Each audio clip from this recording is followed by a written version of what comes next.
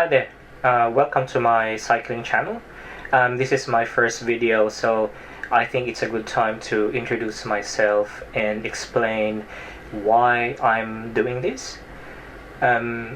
So I started cycling back in late 2016, around October of that year, and I used to commute every day to work, about 27 to 30 kilometers every day, and that's before the pandemic. I started with a tiny folding bike, and then I progressed to a proper road bike, and then I started climbing hills and doing really long rides. And it is my hope that I would get other people to actually get into cycling and enjoy it as much as I did. Even if it's just for the sake of maybe losing weight, because when I started I weighed around 83 to 84 kilos, and in just a matter of 7 months I dropped to 77 kilos, and in 10 months around 75. Now I weigh around 66, 67 kilos, and that's all because of cycling, really. And I'm hoping that that would help others to feel good about themselves and so on.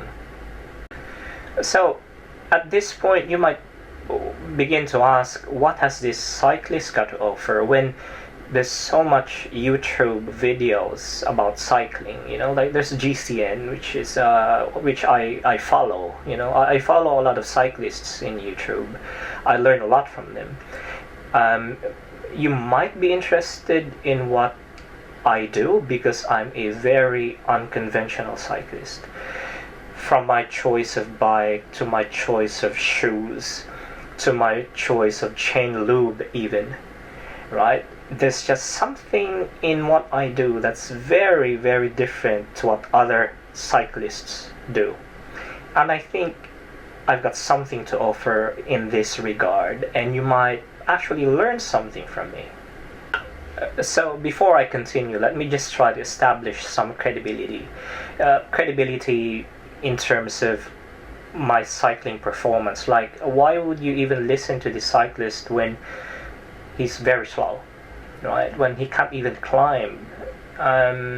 So as the saying goes, if it's not on Strava, then it didn't really happen. So let me just show you some of the rides that I've done that I've actually recorded on Strava, and you might find it interesting.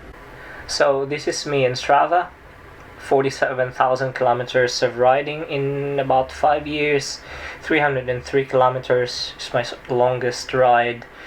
And back in 2021, you will see that I've done about 10,000 kilometers of riding and 132,000 meters of climbing. So yes, I do a lot of climbing.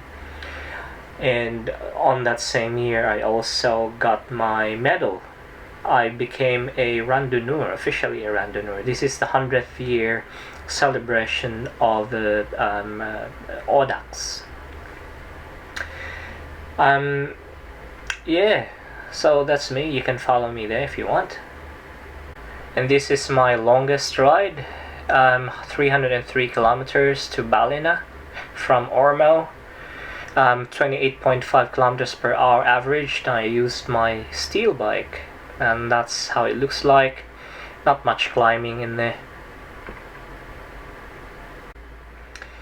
And this is me doing lots of mountain climbing. You know, as you could see, profile of the climb, like 3 big mountains. I love climbing. I really love climbing. And this is me doing one of the hardest rides I've ever done. 3,000 meters, 114 kilometers. This is up to Mount Glorious via Samford, and then going to the back of Mount Glorious towards Northbrook. It's a very difficult climb, like switchbacks with gradients of up to 25%, and it's a very long climb. I really pushed myself on this one, but it was a very fun ride. This is one of my training rides. I climbed Mount Kutha at the rear, 10 times, so 2,000 meters of climbing in just 60 kilometers. And that's how it looks like. So Mount Kutha is about 2.2 kilometers of 8.9% average gradient. It's not that hard, but it's also definitely not easy. Right, so you can see here, that's a profile. So yeah, 8.9% average. You can see that my heart rate is at 174 BPM, which is my lactate threshold. So that's how I climb. And on the last lap I did a 36-22 gear combo just to make it hurt. And this is me training for the Northbrook ride. So I tried climbing Mount Kutha on a big ring, 50-22 gear combo. So as I've mentioned before, Mount Kutha is an 8.9% average gradient for 2.2 kilometers. As you can see, my cadence average at 32 RPM, which is really slow. That's a big grinding there. My PR up Mount Kutha is 10 minutes 28, which is not fast, but also not that slow. This is me doing a functional threshold heart rate test. So I rode for an hour full on, right? I averaged 34 kilometers per hour, and my average heart rate was at 170 BPM. So this is equivalent to your functional threshold power, or your FTP. This is very important, especially when you're pacing a very long climb. I will get to explain this further later in my next video. So here I'm baselining my performance. This is very, very important in pacing yourself in long climbs, or even just riding full on the flats, trying to keep up with the group and so on. So 170 BPM for me over an hour. 34 kilometers per hour average. And that's it for the introduction.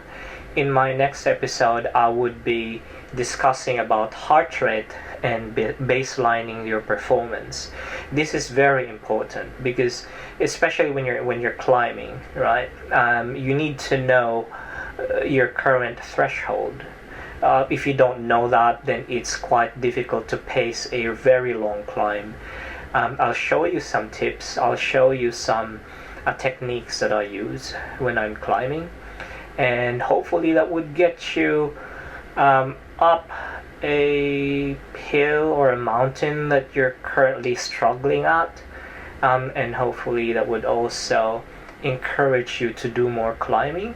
And yeah, I hope to see you in my next video. Thanks.